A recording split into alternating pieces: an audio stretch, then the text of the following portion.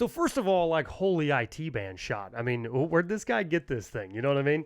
I think he works in a cadaver lab, and he gets access to all of these things. He does anatomy and physiology, and it's amazing. He's got some great stuff. It's super cool. If you've got like a bad IT band and you think that you need to get on a foam roller and that's going to just solve all your problems, you know, he kind of walks through a little bit of the research, and we've got a bunch of experience in this world as well with foam rollers. And it kind of leads the question into, you know, if you have a bad knee/glute, oftentimes your IT band gets super tight, and then you start rolling it because that's what kind of is the triggering pain. Well, and it hurts too. Like when I get in there and I start doing it, it hurts. That tells me I must be doing something right, because rolling it hurts, so I'm fixing it. Right. So you'll see this often when you have runners often get this, but if you get on a foam roll and you lay on your side, you put your elbow up and you kind of roll up and down. That's the traditional approach to rolling out your IT band. But I have to say, just like he goes through in the video, he goes through a bunch of different research and things, and more or less is saying there's nothing definitive that says it's doing anything, and it possibly is adding to your inflammation. And through my experience and what I've personally felt, if you've got pain on the side of your hip or on the outside of your knee, and you roll on a roller and your IT band throws you through the roof, right, I promise you, that is not going to alleviate your pain unless you get targeting the other areas around there. No. And I like to, he goes through and he specifically talks about the anatomy of this IT band. So it's a fascia, which means it's got, you know, fibers going in multiple different directions because it's a sheet. Then he says it's heavily innervated with nerves. And that's the crucial part, because that's why it hurts so bad when you roll it. When you roll it and it's got any kind of inflammation, and you add inflammation by rolling it, you're going to create that scenario where you do have pain.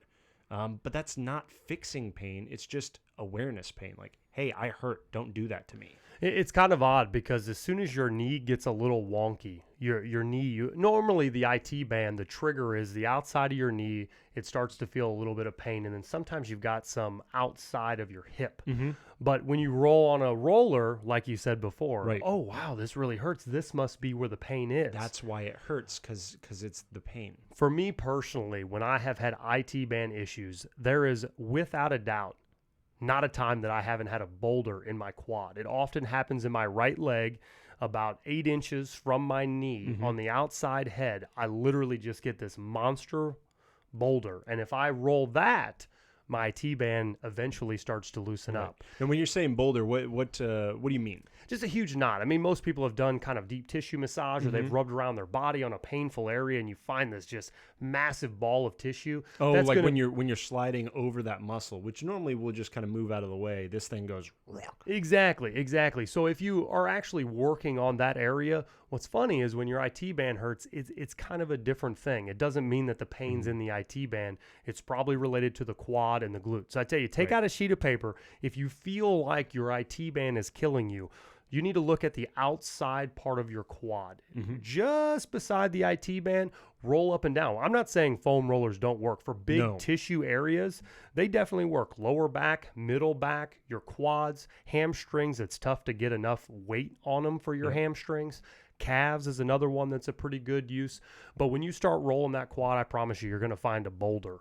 Well, I think the thing that is so good to know about the rollers, because we're not saying that foam rollers are bad. In fact, foam rollers, the reason they're so good is because you're getting the benefit of a deep tissue massage without having to have, you know, a deep tissue massage therapist in-house. Are they going to do better? Absolutely. But are you going to go and get massaged after every single workout? No, it's not. For the pocketbook, that's not advisable. Right. So instead, you get your deep tissue mimicked massage by using this foam roller, using your body weight, doing these kinds of things. But we're not attacking fascia. We're attacking thick muscle groups. Big muscle bellies with knots in them. Exactly. And I think the foam roller, unfortunately, it's one of those things that you got a little bit of the product base where people are trying to sell products and say it's the fix-all. Right. You've got the massage gun. The massage gun, it's supposed to fix everything. Just start, pounding on stuff. You've got rolling sticks that's the next wave of it all. But what's interesting is each one of them kind of does a certain muscle group way better than others. Really well, yeah. Like that rolling pin thing does great on your quad because you can just lean into it and really push. Yeah, good on your quad, good Terrible on your hamstrings unless you're trying to pull up and push down at the same time. There's not a real angle for it unless you lay down and have someone do it to you. But if you've got shin splints or you've got plantar fasciitis, things in your feet, you can use a rolling pin or one of those roller sticks on your calves. guarantee there is a huge knot in your calf, and that's where that item would shine an awful lot better than a foam roller, just because you can't target it very centralized. You don't have enough weight, enough mass when you're rolling around. Well, and I think the other thing too, because you've mentioned another fascia. You've got your IT band is one big fascia in the lower leg, but your other one is the one that goes right under the bottom of your feet. And I love the feeling of getting a massage on my foot when all of that is kind of in pain. That's just joy for me. But ideally, I'm not actually fixing anything because, like you said, the muscle belly attached to that fascia is going to be my calf most likely. And the boulders the giant tissue masses that end up becoming those trigger points, those are my problems. And I'll tell you what, those sing even more than my fascia. Like when I find that thing, it makes me like, lightning bolt. Yeah, it's not much fun. If you find a real boulder and you kind of dig in and get within it and then it rolls over the top of it. Oh my gosh. It is makes me want to come out of my chair. Just I get them in my calves and my left foot. It's funny. Everyone has an area. I feel like it's almost a consistent thing. We've talked about this in previous podcasts, that when you have some kind of an injury or something that's prevalent, this is where it's coming back. It never goes away. If you overuse, if I do any type of long distance running, get a good elliptical workout in, do sled pulls, anything like that, guaranteed getting a knot in my calf eventually if I'm not stretching my calves. Then all of a sudden my arch hurts, my heel hurts, start working the calf, all of it goes away. Same goes for the right side. If I get a knot in my quad from overuse on doing any types of half movements, half squats, heavy loaded movements, always get a boulder outside of my quad, side of my knee hurts nearly every time. Yeah. If I have a bit of low back issues, a lot of times it has more to do with my hamstrings and my glutes than it does with my low back. And I know I always feel like that one's kind of like a cop-out. Like, what do you mean it's my butt? But it's kind of crazy that when you get your glute muscles out of whack, how much it affects your lower back. Foam roller on the lower back, very good. Feels great.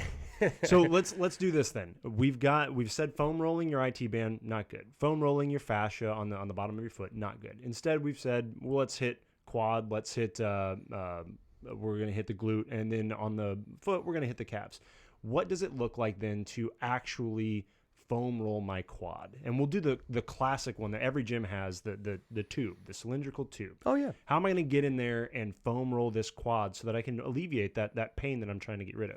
So on a basic level, it's pretty darn easy. You get on it in a bridge position with your elbows on the floor, and you put the quad right around the middle part of your quad. Now, your elbows may be moving if you're rolling in a higher area or a lower area, so you might find yourself kind of doing a shimmying kind of movement. But what I would suggest is get the elbows on the floor, and then you're going to do just an up and down V movement. Keep your core nice and tight. Don't buckle your back because you're not going to be able to keep that really driving into your quad, and it's not very good for your spine to be bending like that. I'm trying to put the weight on my quad. Right. That's where it's going. So keep your core nice and tight, and you'll just make small movements so you're looking kind of almost in search for that big knot.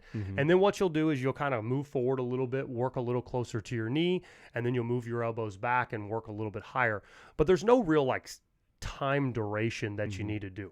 Go in and search. You're out there doing a wild goose chase. It's recon. Yeah, you're out there trying to find the spot, and when you find it, that's what you're going to start working for several days in a week. You want to try to back them up and really try to break down that tissue, and you're going to be real sore. Yes, real sore. So when I got into doing foam rolling far more regularly, my spot that I was doing wrong was I wouldn't focus on that space. I'd roll the whole muscle belly and be like, yeah, it really hurts down there at the bottom, and that'd just be a note that I had. But then, like, after talking with quite a few people, it's like, yeah, now that you know where it's at, you did the recon, you found the issue, now you're going to sit just above it and really crush it. Like, it's the stuff that makes you sweat. You're just going to sit on it for a little bit. Maybe rotate your hips back and forth and get the full length of that belly across it. Right. And then move a little bit down lower, half inch at a time. And you're really just trying to crush out that space, because what you're doing is you're trying to line everything up. Right. Scar tissue tends to be like cross-aligned, and what you're trying to do is smash that stuff out to where the predominant is inline muscle tissue. And that ends up helping the problem. And that changed everything for me. Well, once you're knotted up like that, you got to imagine your muscles are a big rubber band that end in tendons that don't really flex in the same way. So when the muscle belly doesn't stretch long enough, then it's pulling on your tendons. And when it's pulling on your tendons, you get inflammation, and then that's when all the pain stuff starts that's in the joints where the tendons are. But the problem is in your non-moving muscle belly. That's the issue. And I would say too, to add to what we were talking about, you had some different hip movements to kind of centralize if it's outside or inside. Yes. But as you get a little bit looser days of doing this, start stacking your feet on one another. So if I'm doing my right leg, I'm in my good bridge position. I put my left leg on top of my right. Now I have even more weight, and then you'll find that we're nearly starting from square one again on a pain level. Now, if it's killing you, one thing that you also mentioned that's very smart is if it is very sharp on the tension point, start above and below it until you get a little bit more warmed up, and then you'll run the length of it. But until it loosens up a little bit and that real sharpness gets out of it, you may not be able to just bounce over the top of it. But when you can, that's where the sweet spot is. You want to roll that knot back and forth and pound it out. Yeah, and like you said, this is not something like you go in there today and you'll be fixed. Like, this is something we're going to be nursing for a while. Yeah, unfortunately. You're going to crush it. You're going to get some relief. You're going to get some tension release, and you're going to go back and do normal life. And the next day, you're going to go do the same thing again and again. Heavily hydrate. You want to make sure that you can flush any of that stuff getting broken up out of there. And also make sure that you're eating nutritious meals and getting good sleep. Because both of those things are going to be the things that tell your body, I have the things I need to heal. Because it's a healing process. Right. And then don't forget that was caused by something. Yeah, exactly. So now you've got to evaluate, what am I doing in my everyday life that made this thing so mad? Mine comes, I like to move my booty when I walk. I like to really show it off. Oh, you like to shake the hips? That shake, that, I can see that out of you. I can see that out of you. A little shimmy, and it's just one knee, huh? Just the one, Maybe do you pop heavier? I got a hard left pop. Oh, yeah, that's the money Is that maker. what the ladies like? Or? I don't know if they like it. It's what I do.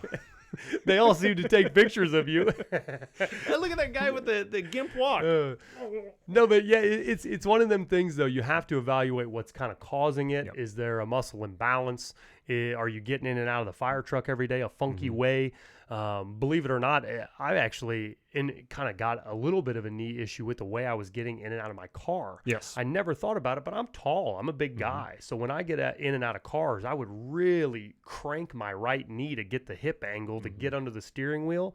And when I stopped doing that and literally pivoting, putting Just both making feet it on the easier. ground and stand up, dude, it helped a lot on some of those stress points of when you're really knifey, trying to get everything linear. Do you sit on your foot when you work at a desk? Right. Do you sleep with one leg up and the other leg down? Do you put yourself in an extended or a shrunk position of that muscle? Like, all those things. Like you mentioned, getting in and out of the car and the fire truck.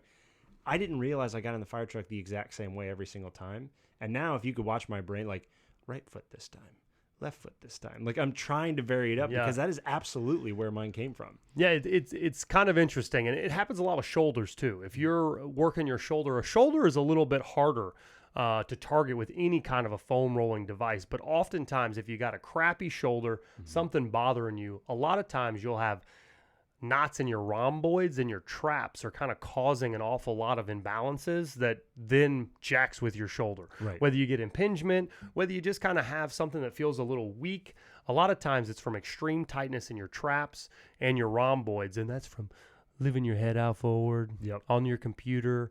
I've mentioned this in podcasts previous to now, but one thing everybody should be doing when you sit down, load your neck 5 times and then sit there. And what you'll find is after you really load, then when you sit there, you'll notice that your head starts sinking forward, and it's very much on your radar because you're like, oh, it's definitely not where it was. Right. It's definitely not there. There's a crazy part in there. I don't know if you'd ever seen this image. Someone laid out the weight of your head, and when your head is like directly over, Isn't it like 50, 60 pounds? it's huge. Yeah, like when it's right over your head, it's like 8, 12 pounds ish. But as soon as you start adding that angle out and putting it over your chest even further, to your neck, feels like it's 50, 60 pounds. That's crazy. a lot of weight. I've started, I try to do a little bit of that decompression thing where you just stretch because I do a lot of hanging.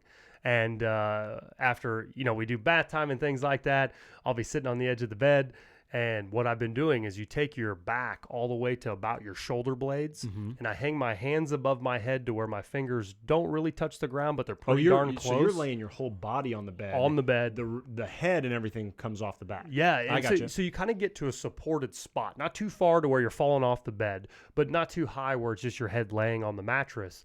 And when you get to that spot where your hands are really resting above your head, you feel your neck just, and if you sit there for long enough and you get up slow. Oh yeah, no. You're gonna have a little bit of a blood rush. But what's interesting is you definitely feel, if you ever had like a decompression feeling, if you hang or anything, similar, you can get the same feeling in your neck just off the side of your mattress.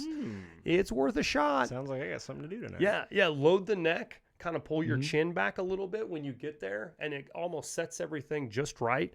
And then as you hang upside down, you'll feel that bit of a stretch. But kind of come out then. Sometimes it's a little more of a blood rush than others. I don't really know why that is. Like some days probably hydration. Could be. I mean, most everything. I swear you could point to hydration. So I mean, it sounds like foam rolling good. Yeah. Foam rolling fascia bad.